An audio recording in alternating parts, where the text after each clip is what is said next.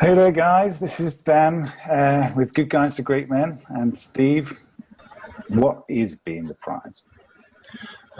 Being the prize, treat yourself as if you're the prize, it's a mindset. It's a concept for you to realize that your value is is absolute value. Your value doesn't vary depending on her opinion of you.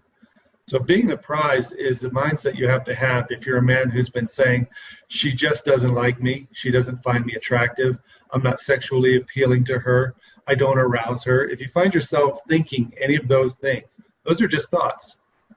They're probably not true. What you're probably not realizing is that you are a man of value and that you're using her as a barometer for your value.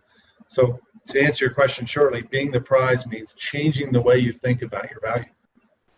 What you've just said is that they are stuck in a position where they're only thinking of themselves as valuable within the relationship because they're looking at themselves through her perception of them. Yeah, yeah. So how would somebody go around to change that perception or to change that understanding of their value? There's two components to it, I believe. I'm going to share the screen real quick. And when you see this on the recording, the picture of this lion, there's a spiritual component to feeling like you're a prize of a man, and there's an experiential or an action-oriented component to it. This picture is meant to show the spiritual side, the king of the jungle. She's arguing, she's nagging, whatever she's doing, but he knows he's okay. He knows he's the prize. He knows he's the king. So the spiritual side of knowing you're the prize is realizing long before you met women, long before puberty, long before sex and sexuality became so important that it was a measure of manhood, that you were born a prize. You were born king of your jungle, of your own jungle, and that you were worthy. Your social value, your intellectual value, your sexual value, and your spiritual value were all there. Nobody took them from you. And you get in a relationship, and all of a sudden you get the wind knocked out of yourselves, and spiritually you no longer believe you're worthy. You no longer believe you're the prize. So this picture is something you could just conjure in your mind that you are that lion. You actually are. The only problem is you have a thought that says, maybe I'm not, because she doesn't like me. She's not attracted to me. The other component, I say, of being the prize is an experiential or an actionable level of being the prize. A lot of times we don't feel like we're the prize because we're slacking off at work. We feel like we're worthless at work. We're not parenting that well. We're letting our bodies go. We're not reading. We're having crappy conversations with crappy people about crappy things, and we're drinking a lot of beer, and we're not getting much sleep, and we're eating like crap. Of course, you don't feel like a prize, right? I've been there. We've all been there. How could you possibly feel like a prize if experientially you're not acting like a prize, right? So there's so much. And Dan, I know you know this well in the health and nutrition world, what can happen to your self-worthiness and your self-sense of being a prize or not when you're not healthy. Yeah, absolutely. So when you're not healthy, you don't feel confident. You don't feel like you can attract anybody.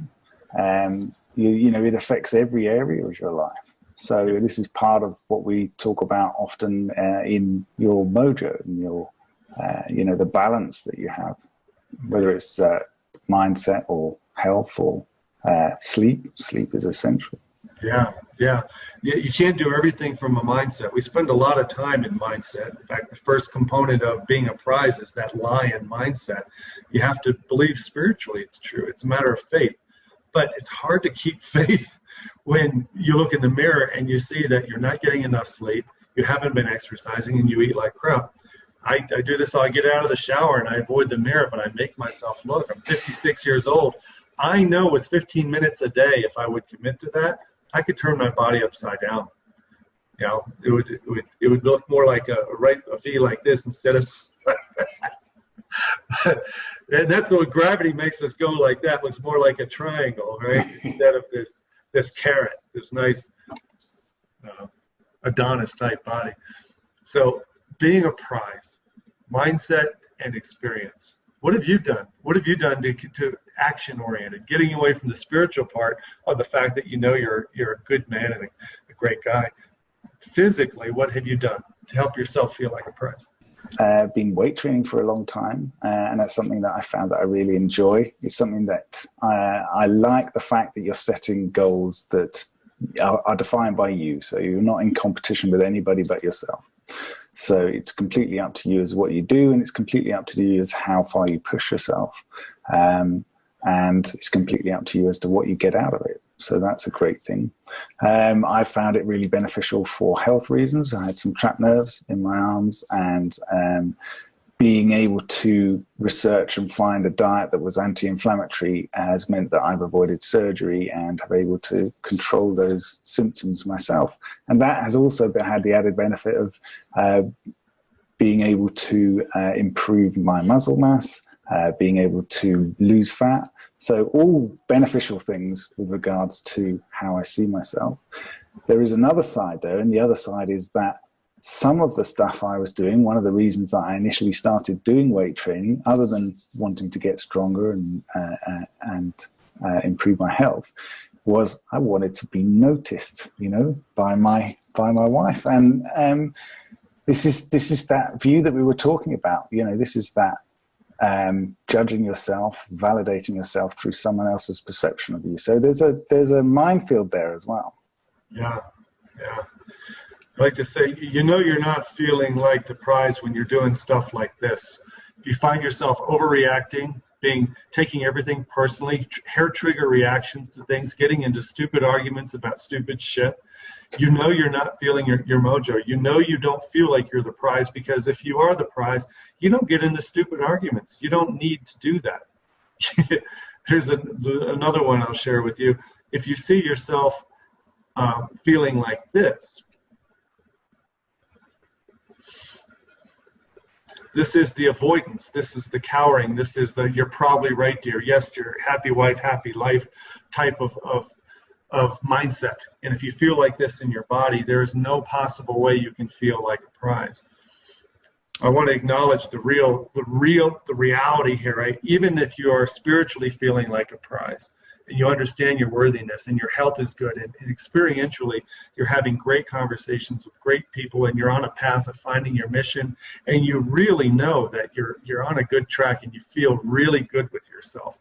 There's a reality that you may have a monogamous relationship in which your partner still is resisting being attracted to you, resisting moving into your space, resisting accepting your advances and initiations of sex and intimacy. So that's real. And so in that case, a lot of times we get into that position where, we are pushing more and more, and, we're in a good place. So we know we're feeling healthy. We've got the right mindset, we're feeling good about ourselves. And yet something's not quite right still in the relationship. You're still not getting what you think you should be able to achieve in your relationship. You love your partner. So why? You look good, you feel good. Why are things not still clicking in the intimacy area? And it's at that point where a man gets clear and calm and realizing what's going on is not about him. When he's the prize and he knows he's operating at the level he wants to, he's meeting all his expectations of himself, he can finally see what's going on with her is not about him. So he stops reacting to everything. And he starts seeing more clearly the insecurity, the fear, the self-loathing, the body images, issues with depression and anxiety, her own mojo, her own problems with sleep. How many women don't have problems with sleep, right? Her own problems with nutrition and exercise, what she sees in the mirror.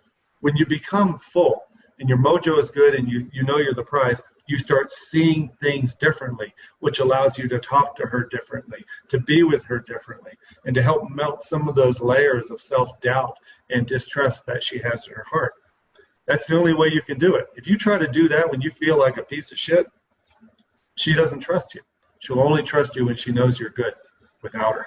We often have this preconception that women hold all the cards with regards to intimacy.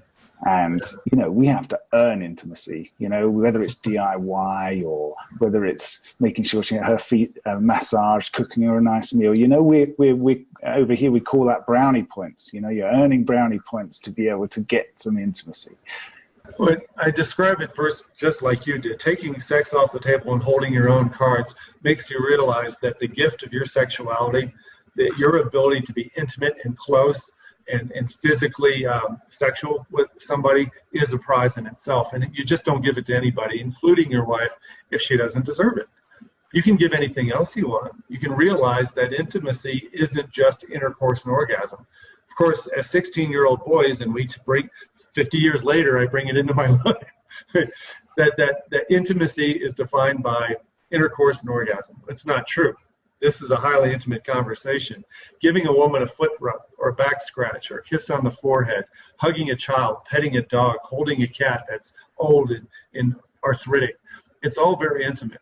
And you can take this everywhere in your life. You can take it to work. You can take it to your mom and dad, to your kids, to your pets. And it's impossible to be openly intimate when you're feeling empty yourself. If you feel like getting intimacy, especially in the form of intercourse and orgasm, is the only thing that's going to make you whole, you'll be tied up, you'll be a mess, and you can't give anything. And if you do give, it'll be obvious you're giving in an attempt to get back. That reciprocation is your biggest goal. There's a little bit more to it, and that is, I want to be giving and loving and kind and generous and all those things, and I love that intimacy has so many different levels, to the point of I can say going to the mall, going to the shop together is an intimate thing. You know, it's fun. It's something that I can enjoy now. Mm-hmm. I'd like to see enthusiasm to spend time with me as a sign that I could be the prize. I could give my gift to her. Yeah. So the boundary, let's talk about that word. What would a man do if he had a boundary that he wanted to enforce in his life around affection and intimacy? How would he do it? And this is how I describe it. He has to start with a value-based notion of who he is. So it's not that I am a man who expects people to give me intimacy and affection. That's not the way you would word it. You would word it, I am a man who creates intimacy and affection in my life, and I spend time with those people who share the values that I have for intimacy and affection. If that's who you are, then the boundary you would set, if a woman who's been consistently distant, dismissive, apathetic, or indifferent towards you, if you're with your partner and she's consistently dismissive, distant, apathetic, or indifferent towards you, the boundary would be, I take my stuff elsewhere. I take it anywhere but with her, because she's proven herself unwilling and incapable of joining me in the world that I plan to live in. I'm not negotiating this. This isn't something I'm wishing for. I am an affectionate, intimate man. And so the boundary would be to just start distancing yourself, not to play a game, but to go give it elsewhere, not to go pout, which is what most of us do. And normally when a woman sees you doing that, taking your already great life, your already intimate and affectionate life elsewhere, she'll either get pissed, right? She'll get threatened and sometimes attracted back to you, seeing that you're living your life unapologetically. And the boundary you just put there was that you don't give to her what she has no interest in sharing with you. But you can only do that when you're full, and you can only do it when you've invited her enough times to make it clear that her indifference, dismissiveness, apathy, or distance are something that's consistent, that she's stuck in that mode. And if you want to try to get her unstuck, you're going to have to let her know that she's got to come chase you. And if you don't think you're a prize, you're not going to feel like you can get anybody to chase you. And so creating that kind of environment isn't just how is she behaving towards me, it's also a how have you been showing up in the relationship. So if you are setting out some criteria that you would like to see from her, you've got to be giving that kind of thing to her in the first place consistently before you can expect or hope or enjoy that kind of energy coming back from her. So this might be things like trust and respect and compassion and acceptance and love and affection, but a consistent energy of those things. Yeah, because you're full. You're not withholding those because she's not doing it for you. It can't be conditional. And some guys will find out after a time of being disconnected and giving their love elsewhere, she'll come around and say, could I get a hug? And she'll just say it in that voice, could I get a hug? Like, wow, you're never around anymore. And then the unhealthy guy will get into a fight. Well, I've been trying to do that for weeks, and where have you been? I mean, every time we try, no. When she finally says, could I get a hug? Of course, you're a man who gives hugs. Of course, you pick her up off the ground and you twirl her around and you kiss her on the neck. That's who you are. You don't play games with your affection. And when she comes back and finally says, could we make love tonight? Could I get a hug? How about a kiss? Do you want to go to a movie? Those are called bids for connection. Through John Gottman's research, the bid for connection, a healthy man will accept a bid for connection. He doesn't go, well, you haven't been doing it for me. Why should I do it for you? That's the energy that causes the downward spiral that will make you crazy. Again, you have to be full to do it. Don't set boundaries if you're not full. Don't set them from a place of bitterness and resentment.